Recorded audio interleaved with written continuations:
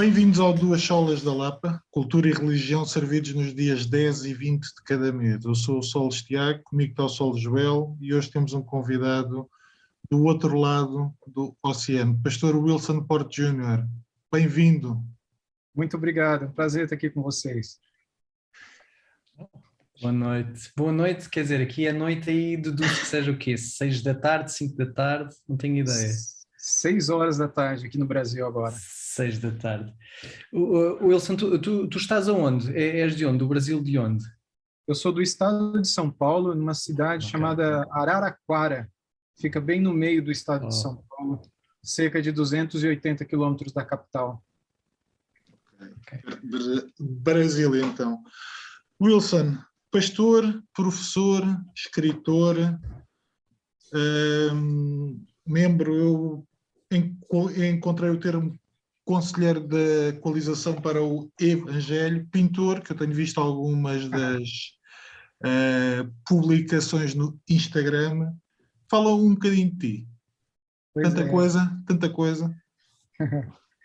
Pois é, eu sou pastor da Igreja Batista Liberdade, aqui na cidade de Araraquara, uma igreja que eu plantei há cerca de 14 anos atrás. E eu dou aula no seminário Martin Bucer, aqui no Brasil, né?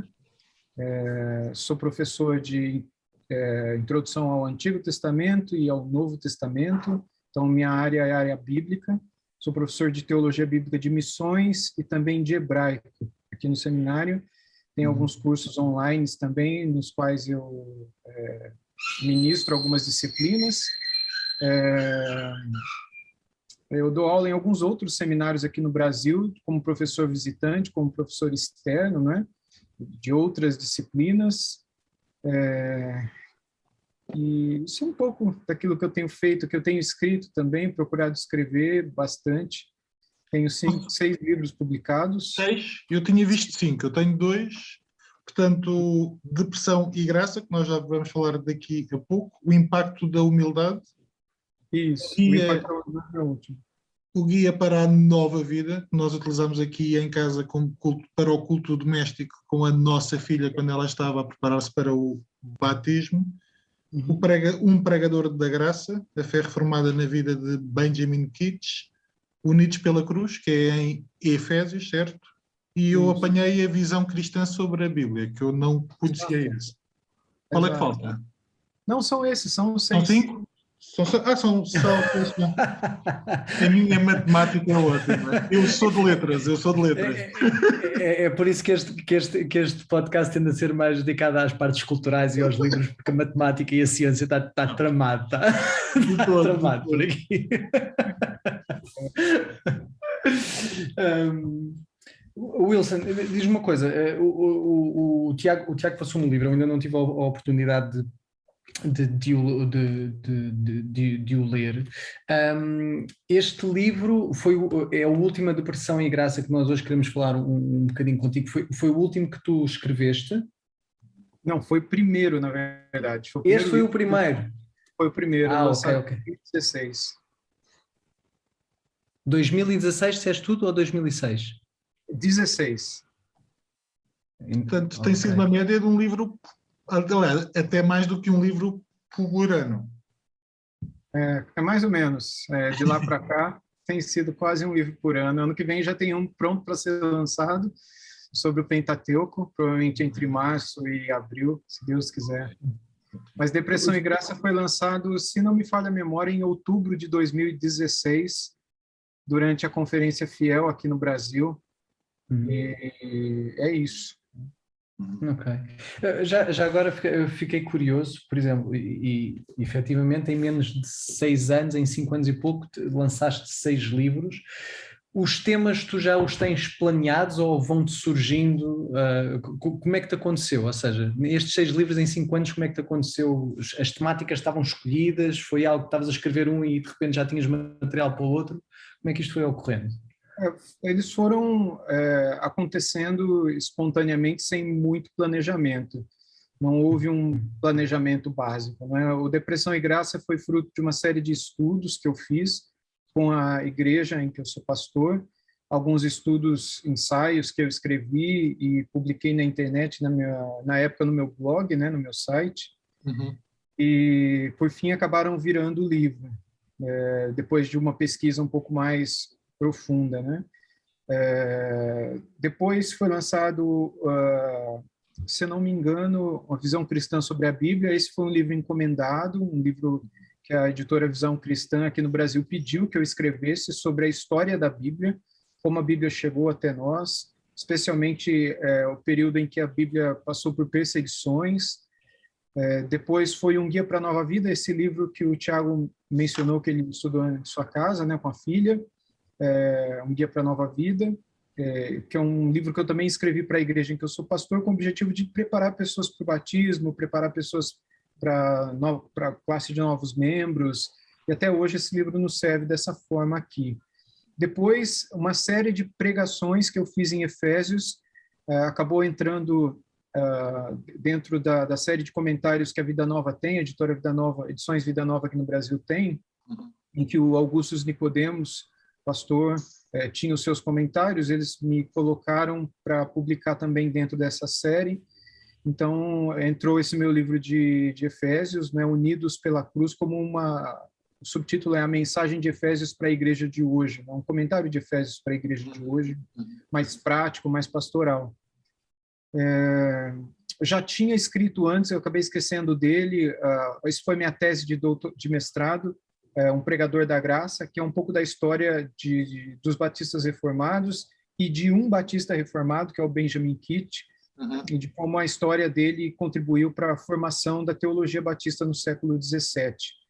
E, por fim, esse último livro, ele foi também fruto de um trecho de uma série de sermões que eu fiz. É uma série de sermões que eu fiz no Evangelho de Marcos, e a parte final, se eu não me engano, do capítulo 10 até o capítulo 16, são uma série de textos relacionados ao orgulho e ao impacto da humildade de Jesus em face do orgulho das pessoas que ali são apresentadas, né? E eu procuro comparar esse orgulho deles com o nosso próprio orgulho e como a humildade da pessoa de Cristo pode transformar a nossa vida hoje também. Então, os livros foram acontecendo, na verdade, né? Tem uma Graças a Deus. Graças a Deus. Somos abençoados. Amém. Amém. Eu fico feliz. E agora esse próximo livro que está para sair no ano que vem, se Deus assim permitir, ele é fruto de aulas que eu dei aqui, que eu dou aqui, na verdade, de introdução ao Antigo Testamento, especialmente dentro da parte do Pentateuco, né? Não tem título ainda, mas seria um resumo dessas aulas que eu dou aqui de introdução ao Antigo Testamento. Ok. Wilson, para além de escritor, também és um leitor. Eu tenho-te numa rede social um bocado estranha para algumas pessoas, que é o Goodreads, e às vezes vou vendo o que é que tu vais lendo. E há uma coisa que eu queria te perguntar, porque alguns dos livros que estão lá são livros de orações escritas, e é um tema que nós já temos falado aqui no podcast, que é: qual a importância que tu dás às orações que estão escritas, tendo em conta que nós estamos mais habituados, pelo menos nós portugueses não temos a cultura de ler ou de utilizar orações escritas por alguém. Qual é a importância que dás a livros ou não? Não tem que ser necessariamente um livro de orações, mas qual é a importância que vês nas orações que estão escritas? Eu vejo que nós aprendemos a orar orando e lendo a oração dos outros. Eu entendo que o livro de Salmos é um exemplo disso para nós, não é? Uma coletânea de orações e de adorações também. E eu entendo que essa coletânea foi nos dada para que nós aprendêssemos a orar. E não somente o livro dos Salmos, mas nós temos várias outras orações na Bíblia que também nos foram dadas com o objetivo de nos ensinar a orar. E eu acredito também que outras orações, como, por exemplo, o livro Vale das Visões, ou Vale da Visão, né? Valley of Vision, dos puritanos, é uma excelente obra para nós aprendermos a orar e ver a profundidade das orações dos nossos irmãos no passado. Assim, e às vezes, desculpa, e às vezes orar só uma ou duas linhas, porque é tão profundo que a oração é uma coisa... Sim, exatamente. Concordo. Exato, e eu gosto de ver também alguns sermões em que o pregador ele começa ou termina com orações e prestar atenção nessas orações para aprender. Eu creio que nós devemos continuar aprendendo a falar com Deus. Eu creio que é algo que Deus espera de nós. Eu creio que não é nunca suficiente aquilo que nós temos já em nossa própria vida de conversação com o nosso Pai, não é? Eu creio que nós precisamos continuar a crescer em nossa vida de oração, e eu creio que um dos caminhos para isso é justamente lendo orações de nossos irmãos do passado. Ok. Ora, vamos, se calhar, andando para... Joel, podes mostrar aí outra vez a capa para quem nos possa seguir no YouTube, Depressão e Graça, editado pela editora Fiel. Wilson, o que é depressão? Puxa, eu costumo definir Dá para estarmos a falar durante muito tempo, mas de uma forma simples. Eu creio que depressão é uma doença. Para falar de uma maneira bastante simples e direta, é uma doença. A palavra moderna, depressão, ela foi tirada do contexto da topografia. Eu não sei se em Portugal é comum essa expressão também, quando nós estamos numa estrada a dirigir, e nós temos uma placa na frente, um sinal na frente dizendo, cuidado, depressão à frente. A gente sabe que vai ter um declive à frente, uma alteração no terreno à frente.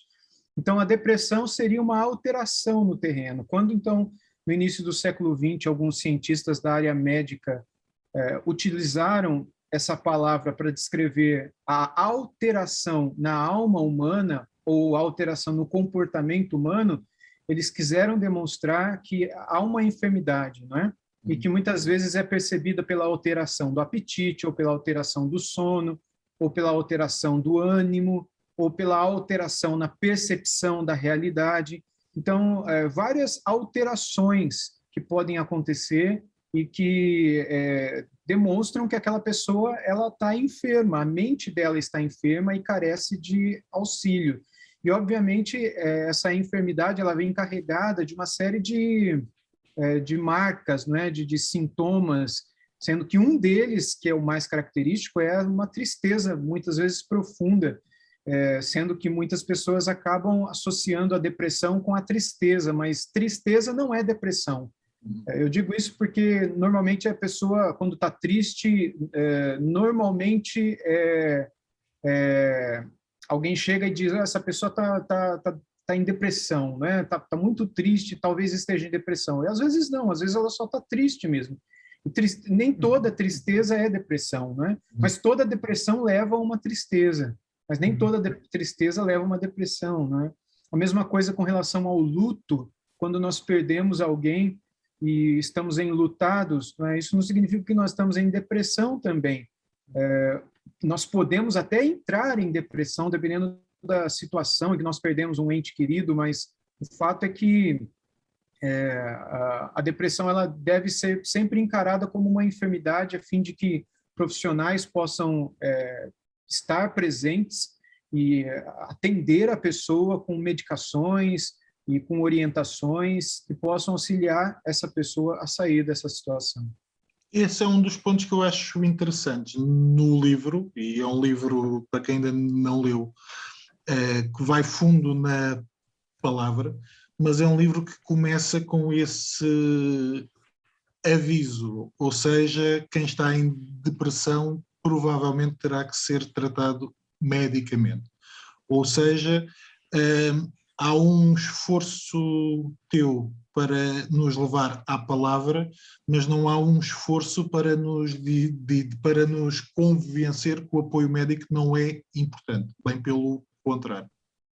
Exato, exatamente. Eu creio que a palavra é muito importante porque quando mexe com o nosso corpo, mexe com a nossa mente, mexe com o nosso coração, né? Quando nós estamos fisicamente alterados, psicossomaticamente nós acabamos sendo afetados.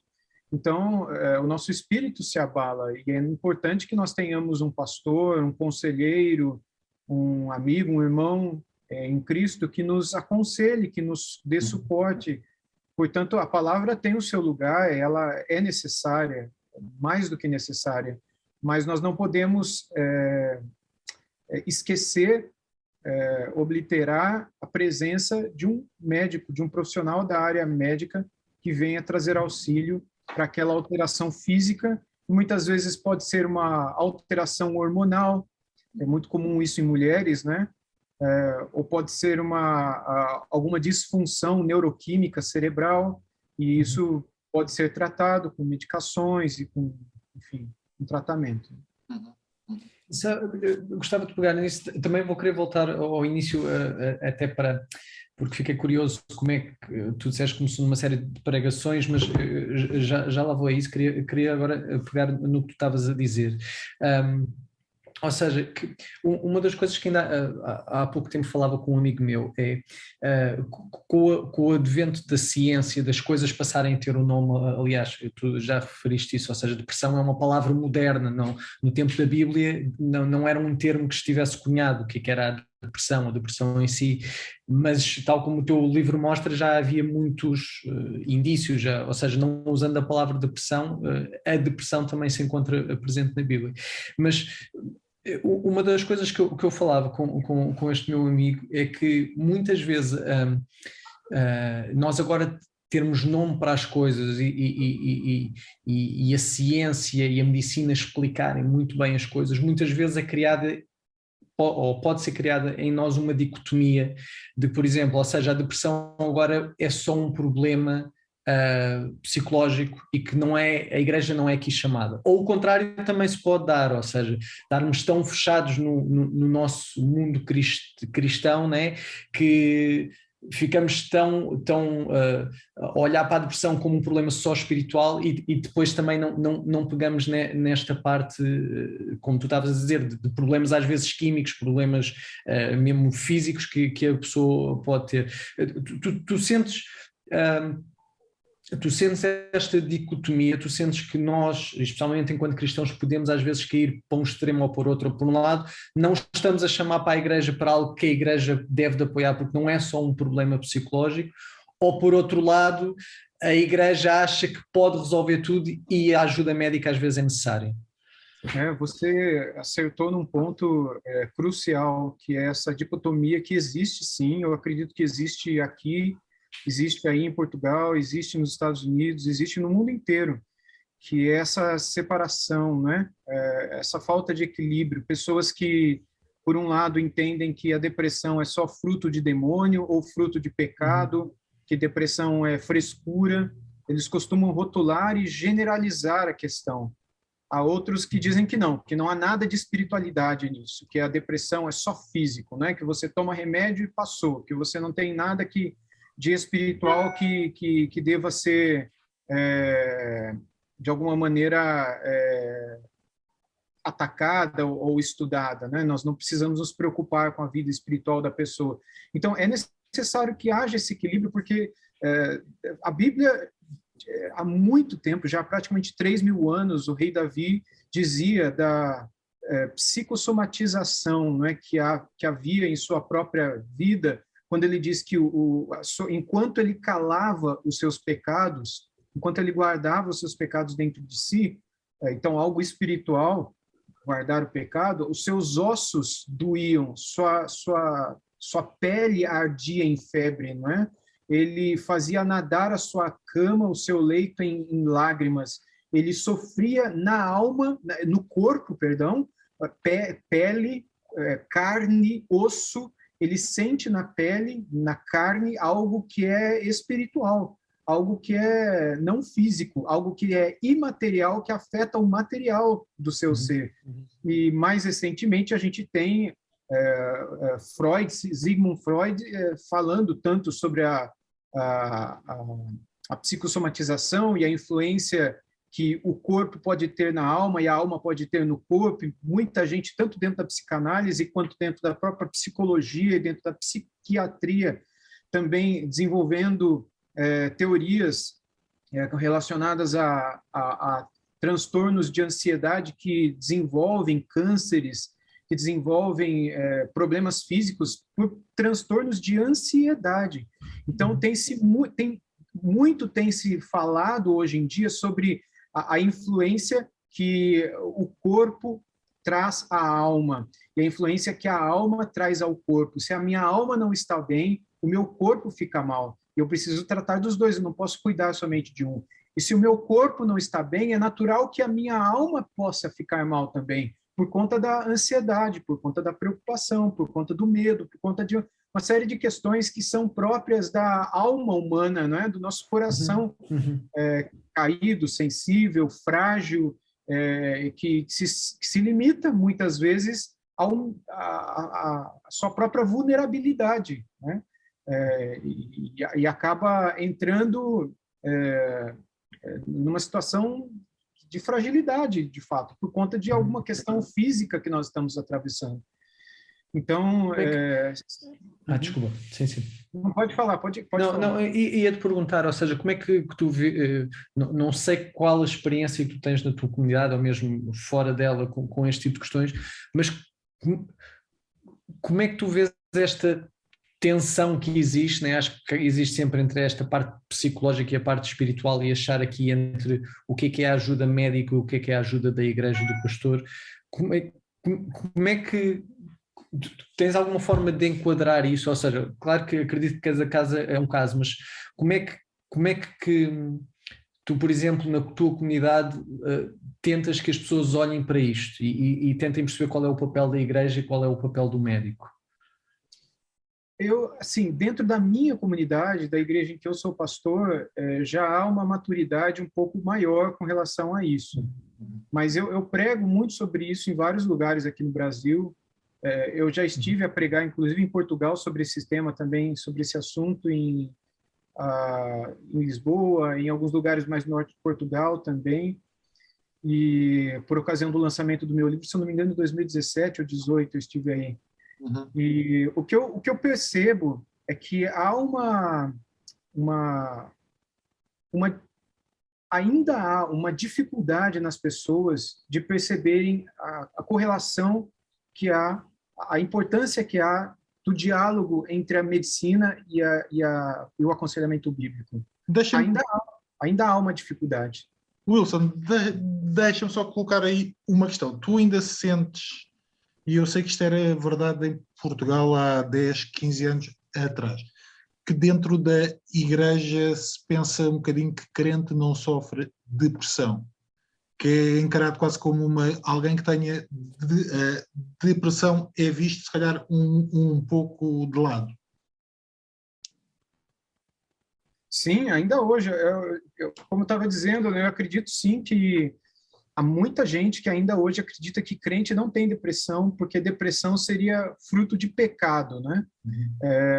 O cristão é alguém que vive sempre feliz, o cristão é alguém que não atravessa problemas, o cristão é alguém que não tem lutas na vida.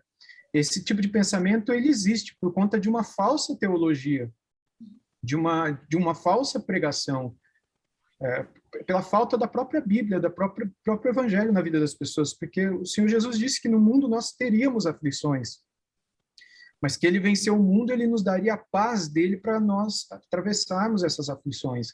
No Salmo 23, Davi escreveu, né, que ainda que eu vier a andar pelo vale da sombra da morte, eu não tenho que temer, porque Tu estás comigo, Tua vara e Teu cajado me consolam. Ou seja, o Senhor é o meu pastor, nada vai me faltar, o Senhor me põe para descansar em pastos verdejantes, me guia mansamente a águas de refrigério, refrigera a minha alma, mas mesmo com tanto refrigério, mesmo com o bom pastor junto de mim, ainda assim eu posso vir a atravessar o vale da sombra da morte. Eu não estou livre do vale.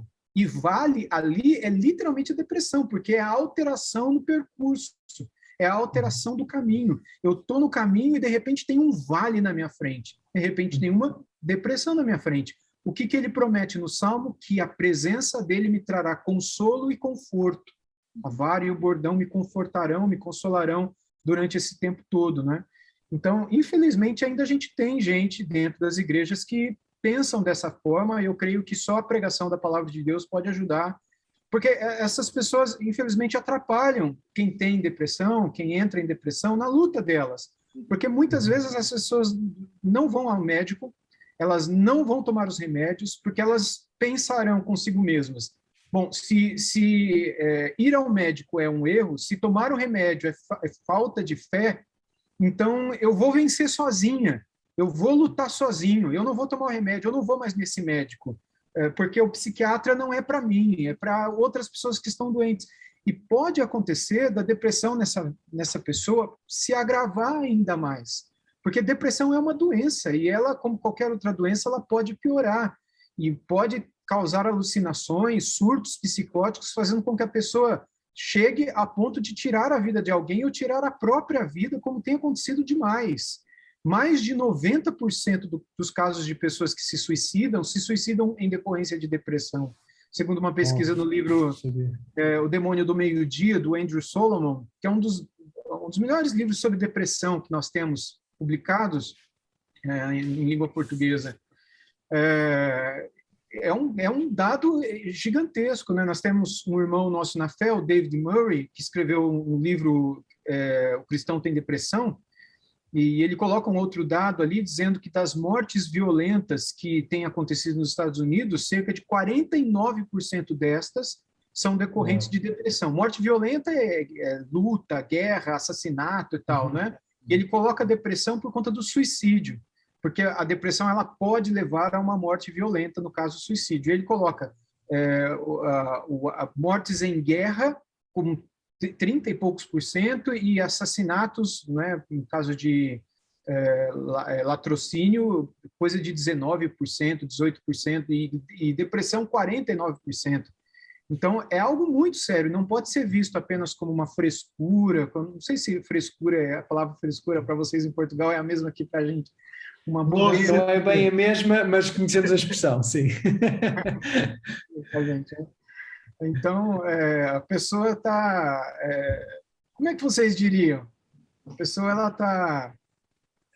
Frescura é... Agora também não está a ver, mas sim. Mas dá para entender. Sim, sim. Sim, dá. Não é despreocupação, é mais do que despreocupação, é frescura, Eu não estou nem quer aí. saber, não estou nem aí, é isso.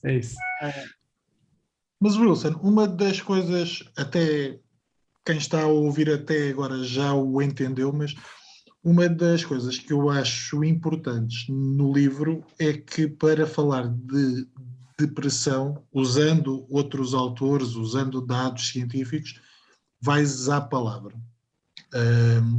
E eu acho que nós cristãos cristãos de sola escritura, corremos o risco de ter a sola escritura como refrão, mas nem sempre a praticarmos. E na forma como escreves o livro, demonstras como é que podemos ir mais fundo na palavra e depender da palavra. De que forma é que é importante nós, e já falámos da distinção entre o cuidado médico e o cuidado pastoral ou comunitário, mas de que forma é que é importante irmos sempre à palavra? Então, e já agora, só antes de responderes, no livro falas acerca de Caim, falas de Jó, de Moisés, de Asaf, de David, Salomão, Elias, os discípulos de Eliseu, Jonas, Jesus, Pedro, ou seja, realmente tu pegas numa data, e já passando a palavra para ti, mas pegas realmente nas escrituras e vais mostrando, mesmo no início do Velho Testamento, ou seja, há quase que um arco, né, em todos os exemplos que tu vais trazendo para depois falar de partes, não sei se posso dizer assim, mas de partes específicas da depressão. Estava aqui a ver ansiedade, outras, em que tu fazes este arco pelas escrituras todas e vais pegando em vários episódios para ir mais fundo no tema.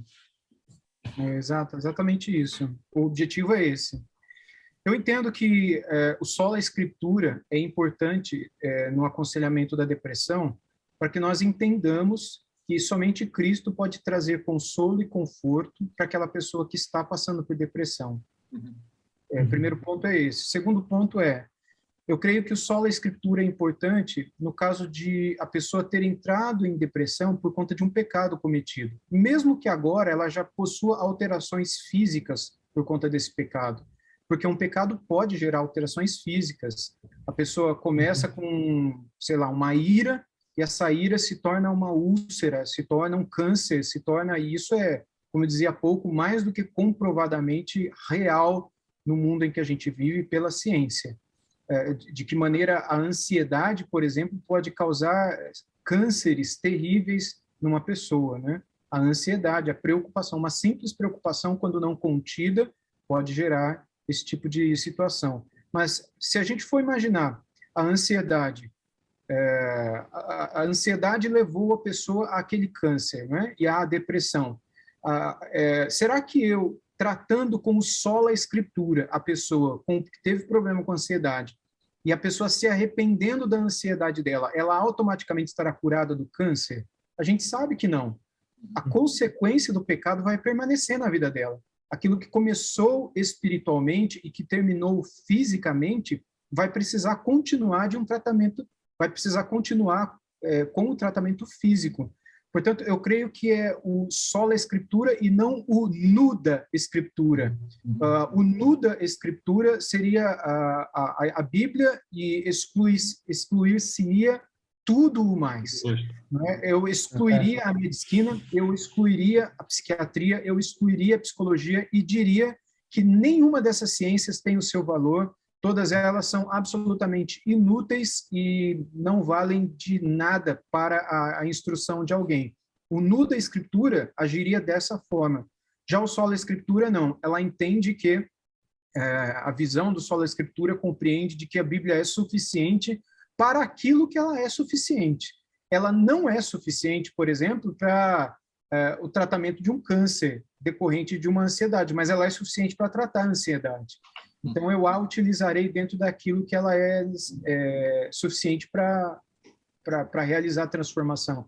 Por isso, ela tem o seu papel e precisa estar presente todas as vezes que alguém estiver enfrentando depressão. Né? Diz-me uma coisa, voltando um bocadinho atrás, que eu achava que o Joel ia fazer pergunta que ele ameaçou, que eu achei que ele estava a ameaçar fazer, mas que não fez. Porquê que decides fazer uma série sobre depressão? Por que eu quis fazer? Sim, porque à partida será um tema, obviamente conheces a tua comunidade como ninguém, mas à partida será um tema em que a maior parte dos pastores, se calhar, até terá alguma dificuldade em fazer uma série muito grande e terá algum temor, até por causa das questões que nós já falámos. Qual foi a razão? Tem a ver com uma noção de que precisamos de mais ensino? Tem a ver com uma visão de que a Igreja passa por dificuldades e nós temos que as atacar? A razão, no começo, foi eu ter passado por depressão no ano de 2007, né? Eu passei por um período curto de depressão e fui tratado e rapidamente saí da depressão, graças a Deus. Mas naquele momento, foi o período em que eu começava a plantar a igreja aqui em Araraquara, e eu aconselhei várias pessoas também atravessando depressão. E isso me deixou curioso saber o que a Bíblia diz a respeito desse assunto. Eu havia tido no seminário algumas aulas sobre depressão, né? Algo muito simples, algo muito curto, mas que deram um start para mim. Então, apresentando desvios no comportamento de Jonas por conta da sua ira pecaminosa. Eu tive uma aula sobre isso no seminário, lá em 2002, 2003. Eu peguei essa aula e falei, deixa eu desenvolver isso daqui, entender o que está acontecendo com Jonas, né? De que maneira o coração dele ficou quando a ira dele se aflorou diante do arrependimento de Nínive, e ver a tristeza e como aquilo o angustiou e como aquilo deprimiu a ponto de ele pedir a morte né, da parte de Deus, a mesma coisa Moisés, a mesma coisa Asaf e tantos outros na palavra de Deus, né? Como eu coloco no livro.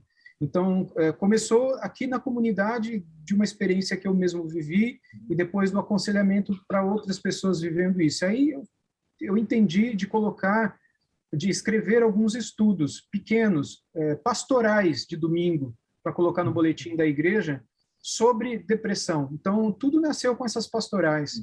Então, inclusive, os títulos das pastorais foram os títulos dos capítulos, inclusive, que estão no livro, foram os mesmos títulos.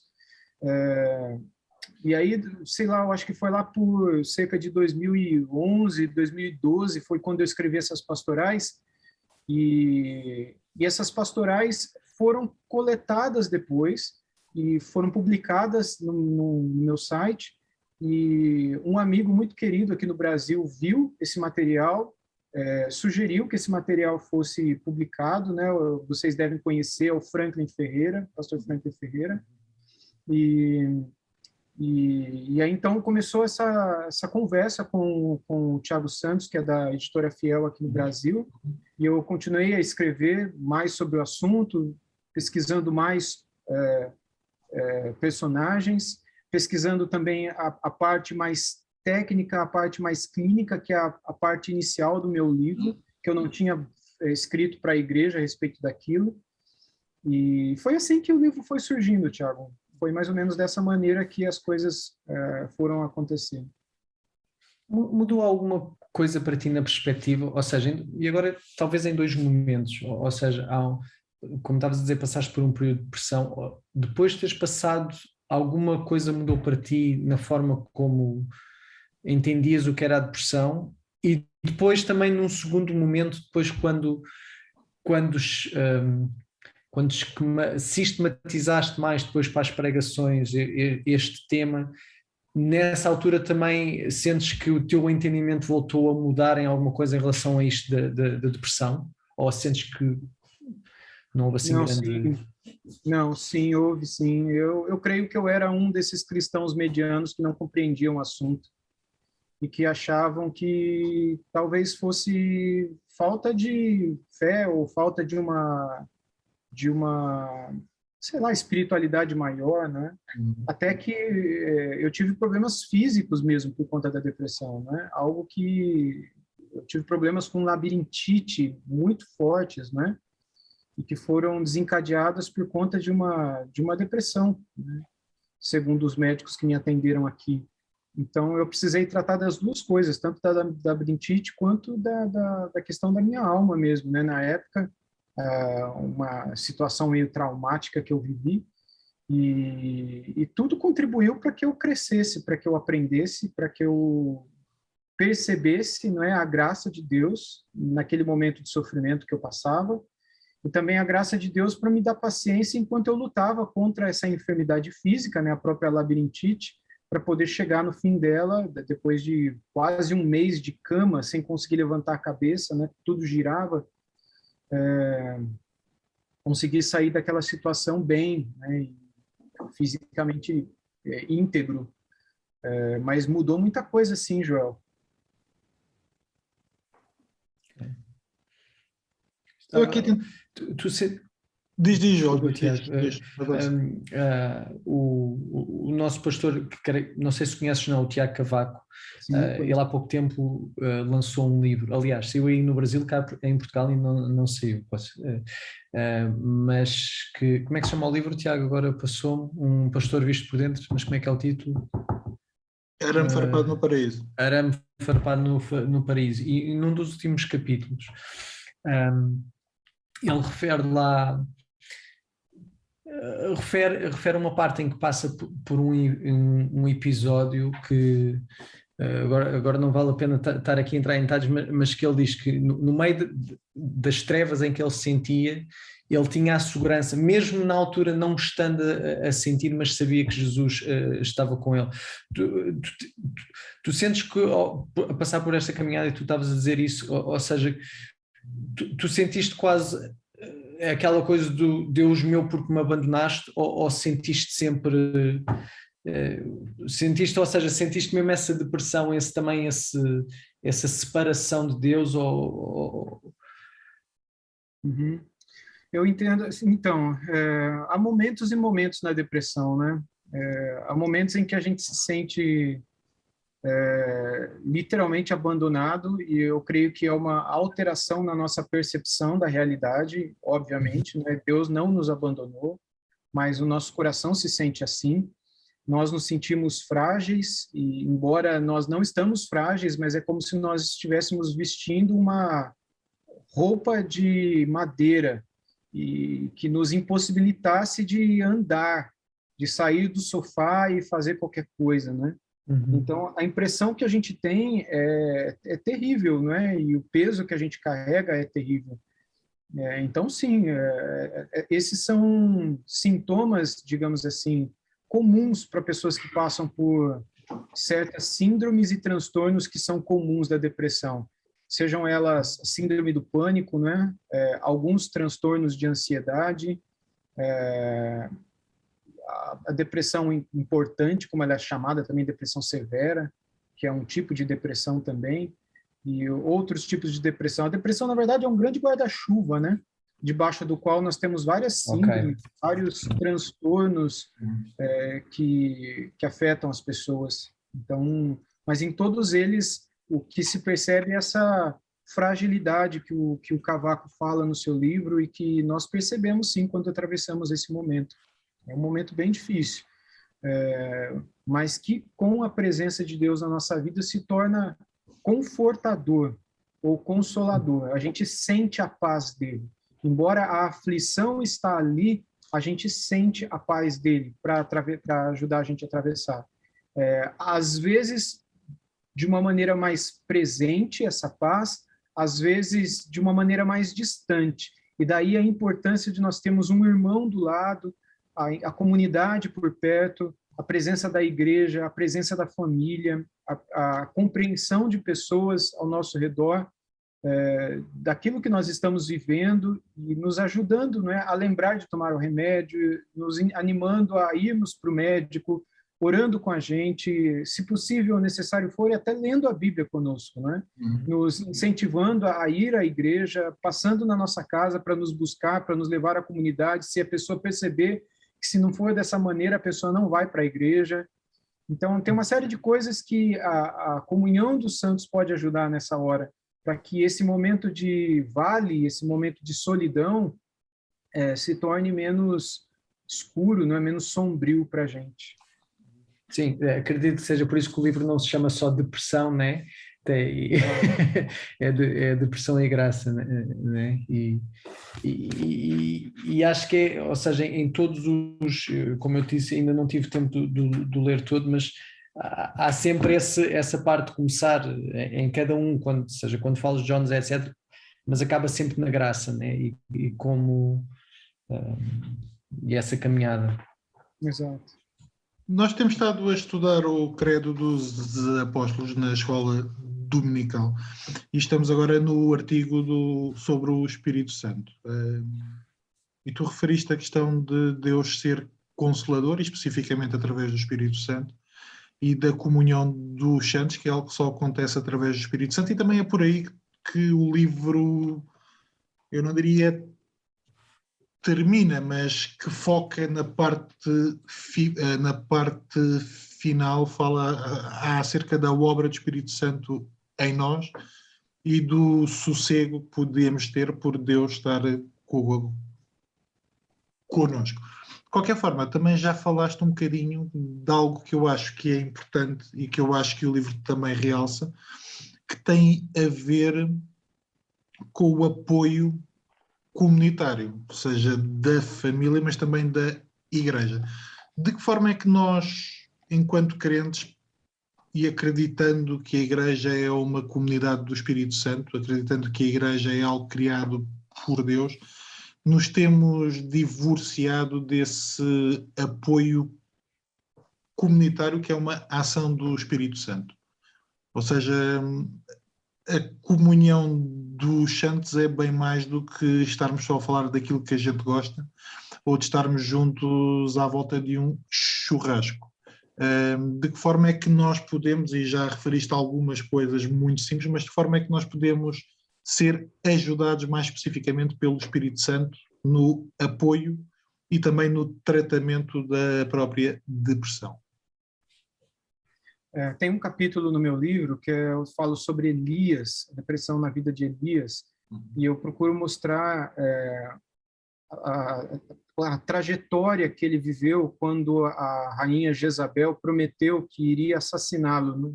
Ele havia acabado de vencer os profetas de Baal, os profetas da deusa Azerá, do poste-ídolo.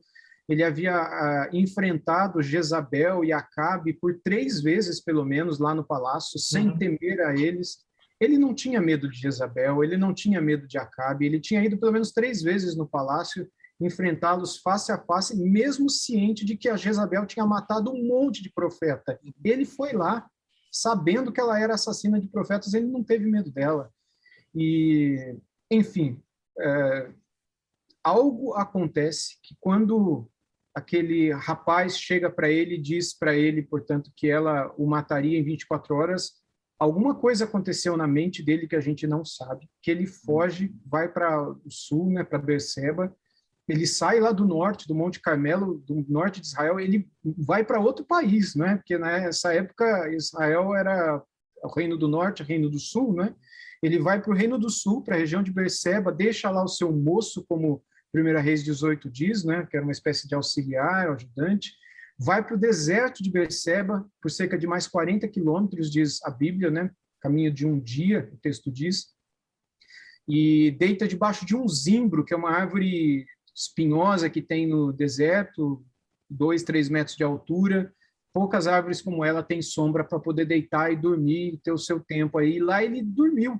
E quando Deus mandou o seu anjo, ele pedia para morrer. Ele dizia, me mata porque eu não sou melhor do que os meus pais, né? E o anjo, tá bom, Elias, né? Come aqui, deu pão para ele, deu água para ele, pôs ele para dormir mais uma vez. Aí depois ele acordou, pôs ele para comer de novo, beber de novo, para dormir de novo. Ou seja, a gente percebe que o anjo do Senhor estava cuidando do Elias fisicamente, enquanto ele estava ali pedindo para morrer. Me mata de uma vez. Eu não sou melhor do que os meus pais. Mataram todos os teus profetas, derrubaram todos os teus altares, etc. Aí ele tira ele dali, leva-o até o Monte Horebe, faz ele caminhar. Ou seja, você não vai ficar deitado aqui pedindo para morrer. Você não vai ficar deitado só, você vai caminhar. Caminhada de 40 dias do deserto de Berseba até o Monte Horebe, que é o Sinai, né? E chegando lá, ele procura uma caverna, se afunda dentro daquela caverna e pede para morrer dentro daquela caverna, né? E Deus pergunta para ele 2 vezes, o que você está fazendo aí, Elias? E ele diz, eu não sou melhor do que ninguém, mataram todos os teus profetas ao fio da espada, somente eu sobrei, derrubaram todos os teus altares, etc., né?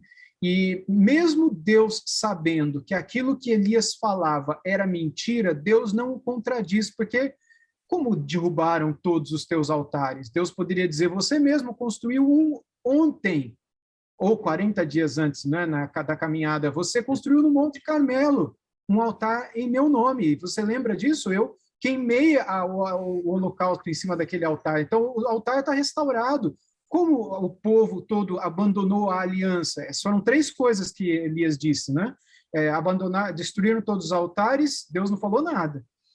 Abandonaram a aliança. Como abandonaram a aliança? O povo todo se prostrou com o rosto em terra, dizendo, só o Senhor é Deus diante do fogo que consumiu o altar. E terceiro, você disse que mataram todos os teus profetas. O próprio Deus havia guardado milhares, né?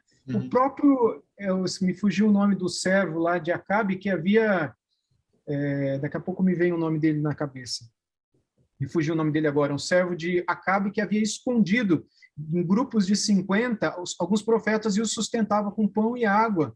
E Elias sabia disso, mas parece que Elias não estava querendo mentir para Deus. Elias não era... Elias era Elias, né? Jesus resumiu o Antigo Testamento em Moisés e Elias. Então a gente não está falando de qualquer pessoa aqui. Mas alguma coisa aconteceu com ele que ele ficou totalmente transtornado, totalmente alterado, e mesmo não falando coisas com coisas, Deus foi paciente com ele, Deus não contradizeu ele, Deus não contradisse ele, Deus por fim fez vir diante dele o fogo, o terremoto, a tempestade, e Deus não estava nem no fogo, nem no terremoto, nem na tempestade. Depois veio um vento tranquilo e suave, e do meio desse vento tranquilo e suave, Deus falou com Elias, né, e mandou ele voltar para caminho de Berseba, voltar para Damasco, ungir um rei lá na Síria, depois ungir outro rei em Israel, depois ungir Eliseu no lugar dele, já que ele queria morrer, né, então unge um outro profeta no teu lugar, né? Mas fica tranquilo que nem morrer você não vai, né? Vocês lembram que Eliseu nem morrer, não morreu, coitado. Então ele que tanto pediu para nem morrer, Deus não deixou ele morrer, né? E o que a gente vê nessa história toda? A gente vê que Deus esteve silenciosamente presente sempre. O Espírito de Deus, a forma como Deus cuida é essa, é estar presente, é se preocupar não somente com a questão espiritual, mas a questão física também. A preocupação com a comida, o que você está comendo, Elias? Eu vou te dar pão, eu vou te dar água. A preocupação com o descanso, Elias, você precisa dormir. Pelo menos 2 vezes nós vemos o anjo pondo Elias para dormir.